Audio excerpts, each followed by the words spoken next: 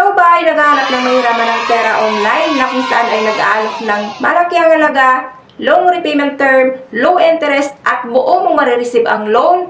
Ayan, tamang-tama itong channel na napuntahan mo dahil this time nga po ibabahagi ko sa inyo ang isang platform na andyan sa Google Play Store na kung saan nga po ay buo mong marireceive ang iyong loan approval dito, low interest, at within 30 days mo pa nababayaran. Kaya naman kung interested ka na malaman ng platform na ito, abay, panoorin mo na muna ang video na ito hanggang dulo. Huwag ka na muna mag-skip yan dahil dito nga po, babahagi ko po sa inyo kung ano-ano yung mga informations na tinatanong dito upon filling up ng iyong application. Ano-ano yung mga requirements na kailangan dito at ano yung mga recommended ID na hinihingi nila. And at the same time, makita nyo na rin dito kung magkano nga ba yung ina-approve nila doon sa mga first-timer borrower na katulad ko. Ano-ano yung mga reductions at magkano yung marireceive mo sa iyong GCash account upon disbursement ng iyong loan approval. Nang sa gayon, bago ka man mag-attempt na manghiram dito ng pera, abay may idea ka na kaagad sa kung paano yung sistema at yung kalakaran ng pagpapahiram nila dito ng pera. Bago tayo mag-proceed, kung bago pa lang po dito sa aking YouTube channel, please consider to subscribe na muna and click mo na rin po ang notification bell dyan para naman lagi kang updated sa mga incoming videos na ina-upload ko dito.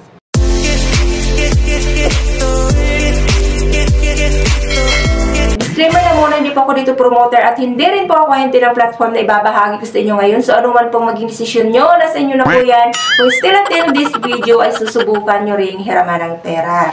So, ang tinutukoy ko nga po na platform na still existing dyan at makikita nyo dyan sa Google Play Store ay si Cashalo, Cash Loan Credit. As of now nga po, nag-rate na ito ng 4.6 star and then meron na rin pong 187,000 reviews. Para nga po makapag-proceed na mag-apply dito, so kailangan nga lang po natin i-install ito sa ating pong mga cellphone. And after nyan, so makikita nyo po yan. Privacy policy, so basahin nyo nga lang po yan dyan and then click nyo lang po yung agree to continue. Bubungad dyan ang kanila pong dashboard. So meron nga daw po ito, loan amount starting from 1,000 up to 25,000 pesos. And click lang natin itong apply now to proceed. And dito nga po ay kailangan nyo dito mag-register using your active cellphone number. Hingan kayo dito ng username, personal email address, and password. And sign up po kayo dito.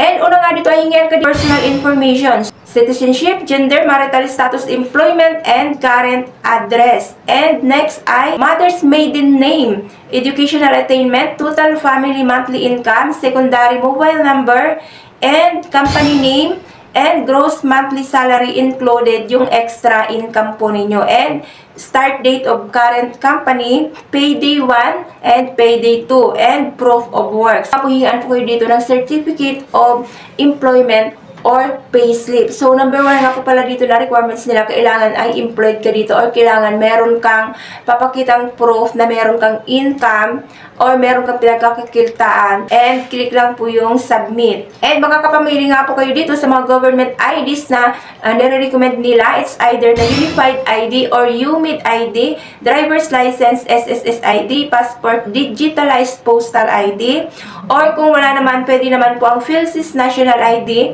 or TIN ID, Voters ID, PhilHealth Insurance ID card, and Pag-ibig Loyal card. And i-upload nyo po yan dyan yung front and back with selfie or facial recognition. So, under evaluation na kaagad. So, wala pa pong 2 minutes na nag-apply ako dito. Andoon na kaagad sa evaluation at sa processing ng loan application. Bumungad na nga po kaagad dyan. Ay, nagbigay kaagad sila ng option. So, 2,000, 1,500, and 1,000. So, in-approve nga po nila dito ay 2,000 pesos. And nakalagay niya na term ay one-time payment for 31 days. So, automatic 1 month kaagad yung binigay nila na repayment term as a first-timer borrower dito. Total amount due ko nga daw po ng 2,000 ay magiging 2,389.46. And babayaran ko siya ng March 11, 2025. So, obviously, ang interest nga lang daw po ng 2,000 ay 389.46 lamang. So, mababa. Low interest nga po siya. And due date nga daw po nito is on March 11, 2025. And nakalagay niya dito, this amount will be adjusted according to your repayment status and credit score.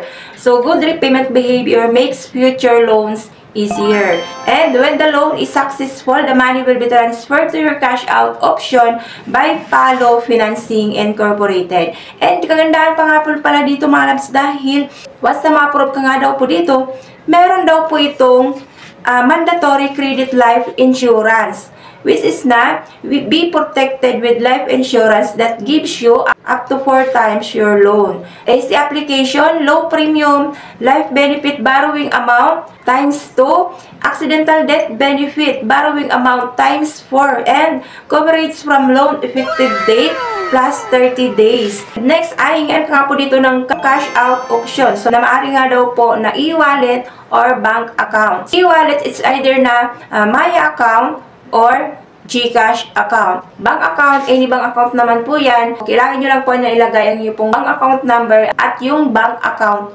name. And meron nga din po sila ditong promissory note para i-detalye kung saan nga ba napunta yung interest na 389.46. So, dito nga po nabanggit nila, so principal nga daw po nun is 2,068.80. So, processing nga daw po nito ay 0. So, no processing fee. So, platform service fee nila ay 192.40.